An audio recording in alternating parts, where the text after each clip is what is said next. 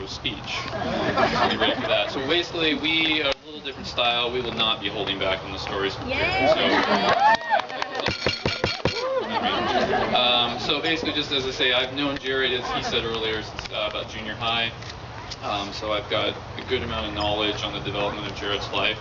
And Chad and I will be kind of going through and chronicling that for you, starting from about 8th grade, high school, college, and then for me, dental school. So I've graduated 4 times with Jerhet, which I feel puts me in kind of an expert position. Start around puberty. Yeah, definitely expert. My name is Chad Norton. So glad everybody could be here tonight. Hopefully I get to meet more of you that I haven't met yet. I've known Jerhet for 14 years. Can you believe that? Yeah, it's crazy. We met in about 7th, 8th grade year. I remember meeting Jerhet at church. Good place to meet, right? And I kind of sort of got to know him a little bit, but then we found out that he was interested in going to school at El Dorado Adventist School. For those of you that don't know, that's up in Placerville, Northern California, about halfway between Sacramento and Lake Tahoe. And because he lived in Jackson, which was 45 minutes away, he needed to come stay in the middle of the week with us. So that was really cool. I have a brother, but this is actually my other brother. So we were super glad to have Jerhet come live with us during the middle of the year, middle of the week. And then on Friday, it was kind of sad to see his mom pick him up and he would go home. But we did have to get rid of him now and then. And Jerhet was also my first college roommate at PUC. And then when I moved back down to Loma Linda several years later, we enjoyed hanging out down here as well. Okay, so to kind of take you through the development of Jerhet, many of you who may have just met him in the last few years and know him now probably will be shocked to know that Jerhet was actually a little more shy when he was a young kid. And I know that it doesn't sound possible, but Jerhet was actually very nerdy, kind of a bit of a dork, and was very, very awkward in junior high. At least that's what we felt. I remember when Jerhet first came to our school, we were like, oh, do you play sports? And what I meant by sports was real sports like football or basketball or something like that. And Jerhet's like, oh yeah, I'm the king of Foursquare at my one-room 10-person schoolhouse out in Jackson. We're like, well, okay, that's good, but we're going to try to get you involved in something that somebody cares about. Yeah, so Jerhet came to our school in 8th grade, which was right about the time when we were sprouting our first whiskers, and at that point is where it started to get out of control for Jerhet, with the hair. It kind of grew everywhere. Sorry about that, Kacie. Jerhet really is a hairy ass.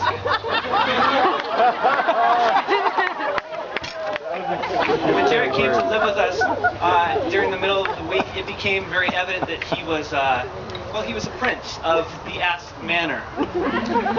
Jerhet's mom took very good care of him. He got to eat, frittata and fruit tarts and all this fancy lad food that we kind of weren't used to around our place. So our family kind of dubbed it the de-princing of Jerhet. He came to live with us. No longer did he get waited on hand and foot in the morning when he was getting ready for school. We kind of had to fend for ourselves. And so, cereal is kind of what we're used to in the morning. The eating habits were something that we definitely had to get used to. I now had to share my Oreos with someone that usually ate them before I could get them. It's good for me, though. Good for me to share. Jerhet also had to sleep on the top bunk, which had been taken down from above the bottom bunk and laid about a foot off the ground. And it was maybe 5 feet long. So my brother got to sleep comfortably while Jerhet's toes and feet were hanging off the end. Sorry about that, but hopefully you'll sleep better from now on. Your own bed. Well, as we grew older and we went into high school, Jerhet really assimilated very well into our school. He became much more outgoing, got into sports, started studying a lot more, really made friends very easily. And some of our greatest memories were on the football field out there. I was tailback, so Jerhet would often lead block for me. And I think maybe that was kind of the key to our success, is that, I'm not the tallest of guys, but Jerhet's pretty tall, so I could kind of follow him right up the middle and nobody would see us coming. It was good times. Basketball, leading the defense on all of our drills, attracting more charges, all those times. Oh, good times. Jerhet also was the king of asking questions at the very end of class when we were trying to leave. could never answer them very easily. It would always take, 5-10 minutes. So we would always glare at him. Why did you have to wait till now? And unfortunately, this didn't change in all the years of education. And it went from 15 people at our small little academy glowing at him to hundreds or 90 or whatever that was in our dental school classes. And the questions continued and continued, and the glares continued and continued as well. Another thing that many of you have probably at some point, if you've spent any time doing anything with Jerhet, whether it be a meal, a social activity, or something, you've probably waited for Jerhet. And I would be shocked if there's anybody out here who has done something with Jerhet who had not waited for him. Now, it didn't start off quite as badly as you may have gotten used to now. I remember when Jerhet would come to school, it was consistently 2 to 3 minutes late every day. It's like, Jerhet, leave 2 to 3 minutes earlier and you'll be fine. It didn't happen. And if I had known back then I could sign up for 2 to 3 minutes each outing of Jerhet being late, I would have gladly accepted it because it's now much, much more.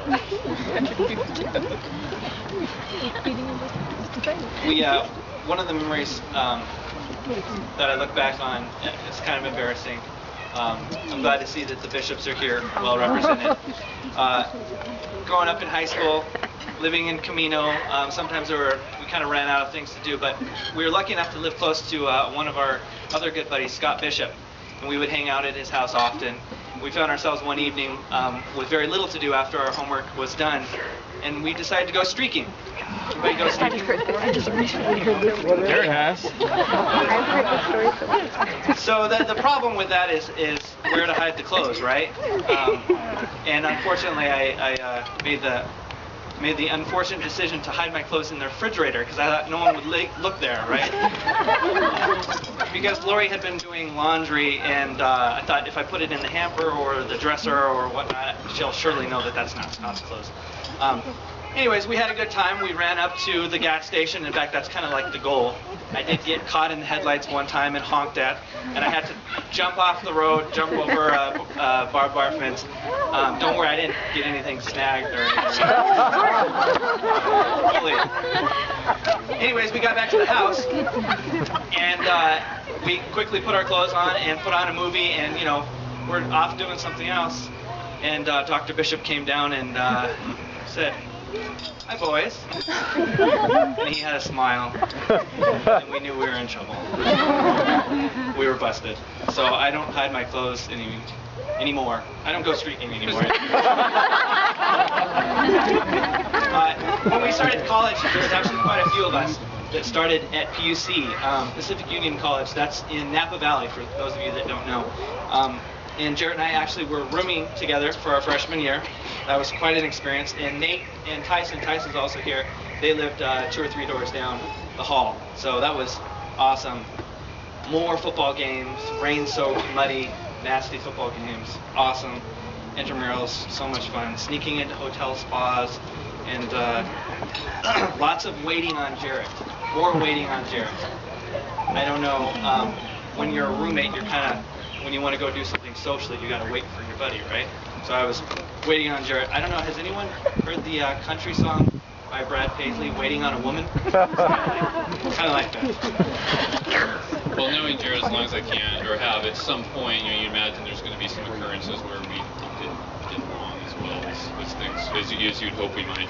And I do remember one specific time where I was very mad at Jerhet, and I remember one specific time where Jerhet was very mad at me.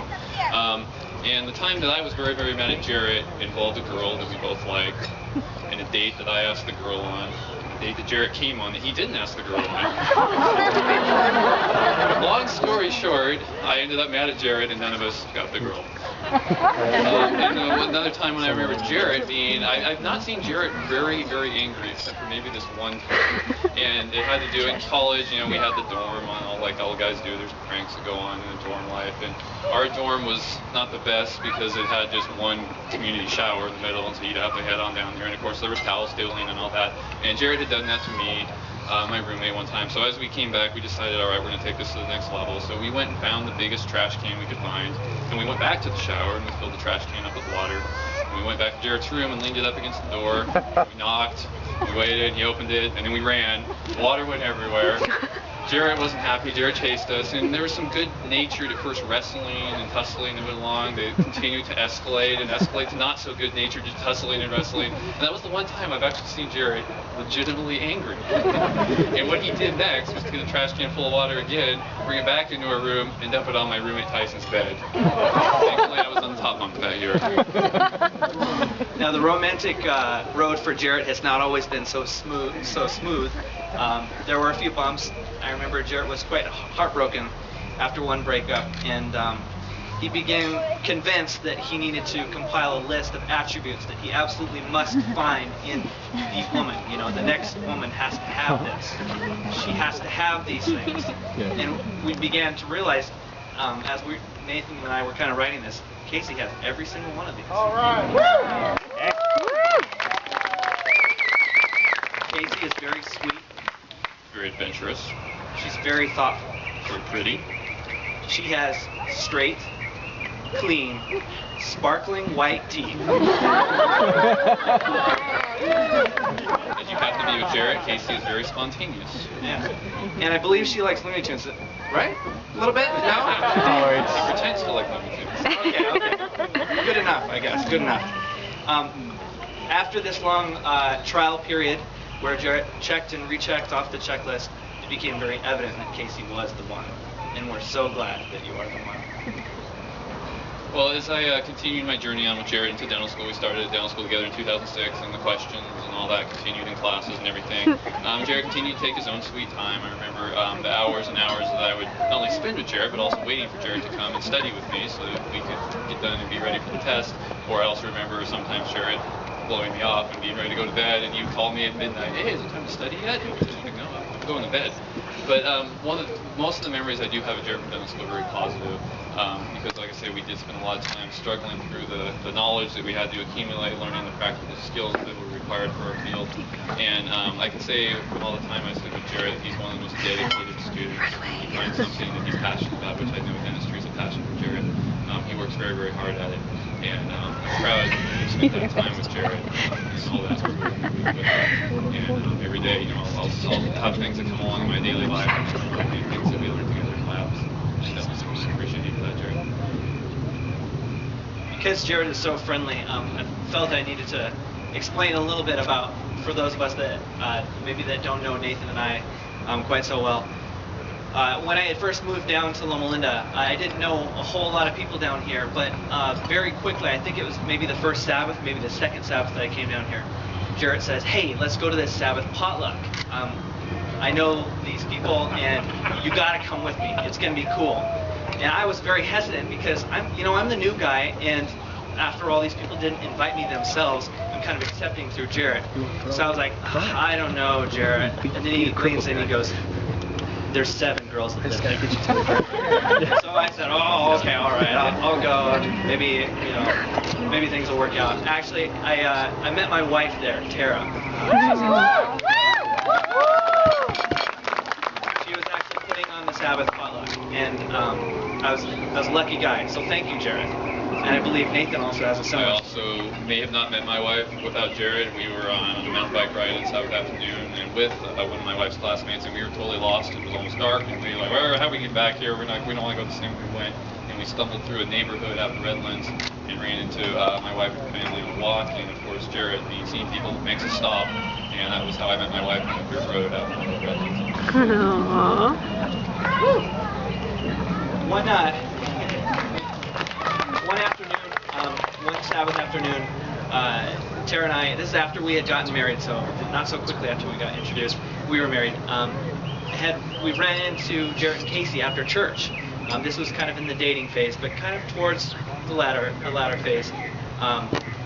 We were all wearing our church clothes, and Kacie was wearing this gorgeous dress, and my wife Tara says, oh, Kacie, that's so beautiful. What a great dress. And no sooner could Kacie say thank you than Jerhet was like, hey, check out my girlfriend, isn't she so hot? And I kind of looked at Tara and thought real hard about my answer, as all married men should. I said, yes, Jerhet, she is very, very pretty. And then Jerhet proceeded to direct my attention to her legs, and he's like, check out these legs, man. pretty uncomfortable. He actually bent down and had his hand on her leg, and then he proceeded to rub his cheek on her leg. In the parking lot. You know, No. Casey's very gracious. She's very graceful. And she was handling the whole situation rather well. I think she even enjoyed some of the attention. She was giggling and she was being a little bit bashful, but up until I call it the face-on legs maneuver, she had had enough. When he lingered just a little bit too long, she knew what to do. And she bent down and she said, "Okay, Jerhet, that's enough." Well, Jerhet, I hope you don't hear those same words later on tonight.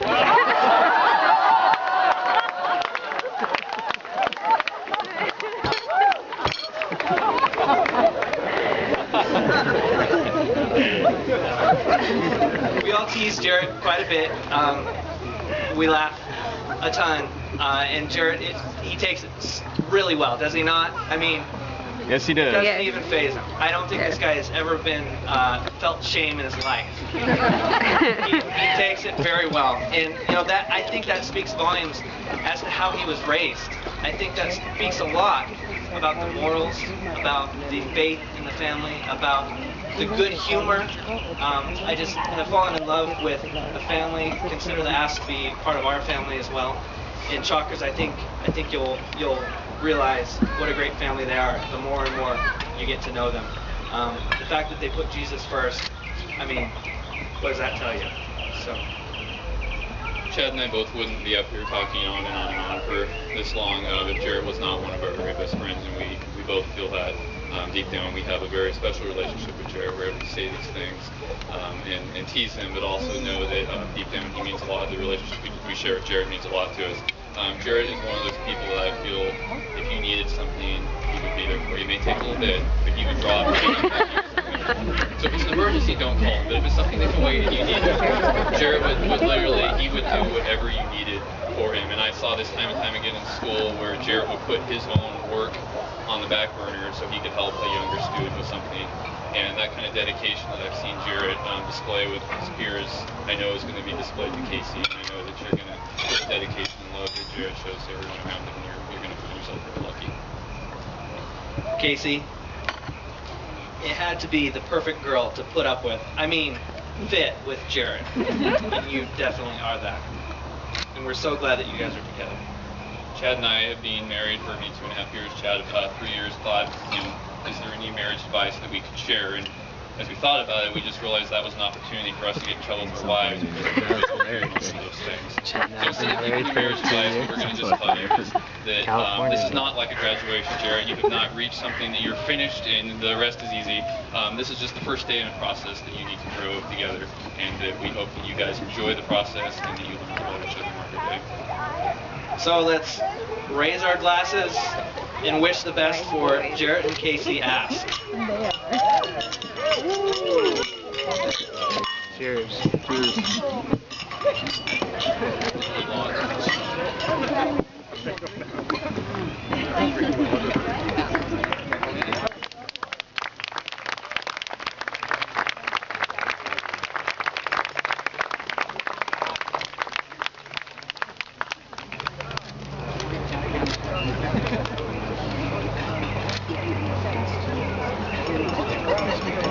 Wow, parts of that gets you kind of misty.